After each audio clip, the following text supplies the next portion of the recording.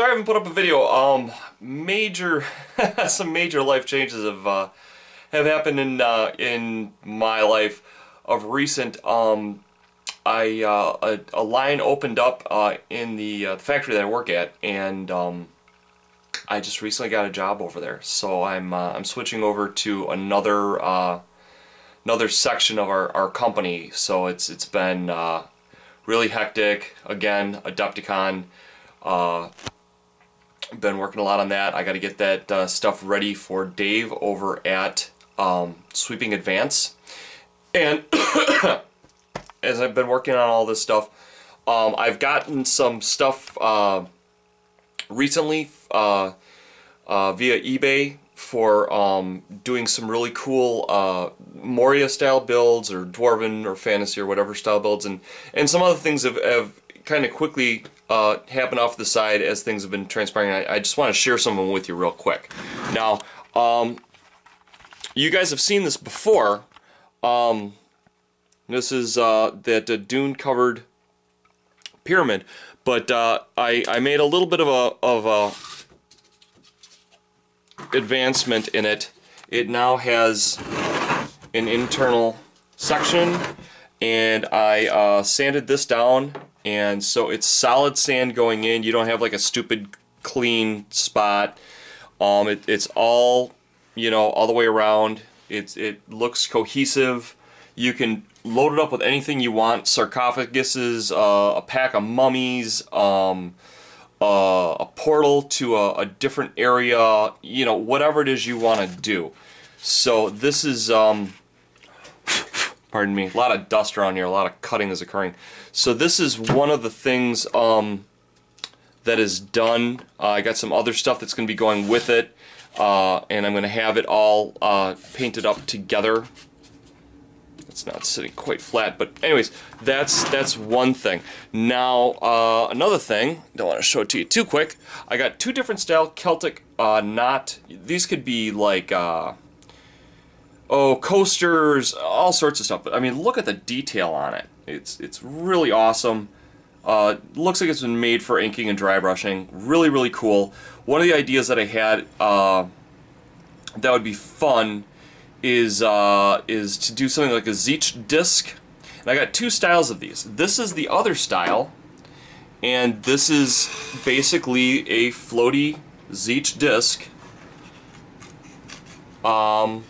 It's not glued, but it's plenty big enough. I mean, you've got an adventurer party of 5 with a horse that can fit on this thing, and if you wanted to do like a, you know, floating, you know, like floating islands or something, and this is part of like what was the old structure on how the ancients got around, or whatever it is you want to do, and you can put in like gems and do lighting effects. There's all sorts of really cool things you can do. This design is not quite as pointy, and so I've got kind of my good guy disc and my bad guy disc, and they're completely interchangeable, as you can see. So you know, you always want to make your stuff as multifunctional as possible. Another thing that I haven't had the chance to cast it yet are these bad boys. They're like Celtic square knots, both large and small. I'm really, really eager to pour this and really check out the possibilities. The heights are very similar to those heights, and this is not even close to being the right height, but if I can control my depth, you've got 4 Celtic knots on top and 4 more on the bottom, and these are just wonderful. I see me having just a ball working with these. There's all sorts of ways you can embellish your work with these. It's great for fantasy, even sci-fi. If you're doing something like Space Wolves, Celtic knots are just, they fall right in with their genre. You know, they work.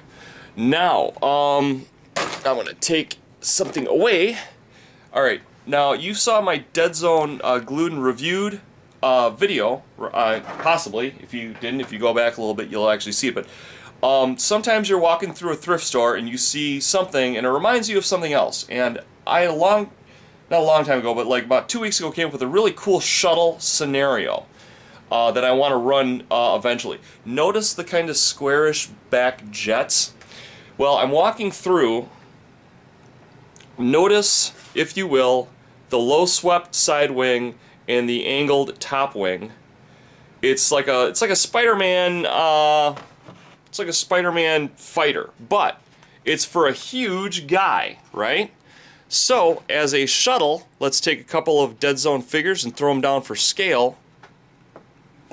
If I cover up that cowl, right? If I cover up that cowl, and this just becomes just the viewing port, this turns into a perfect shuttle.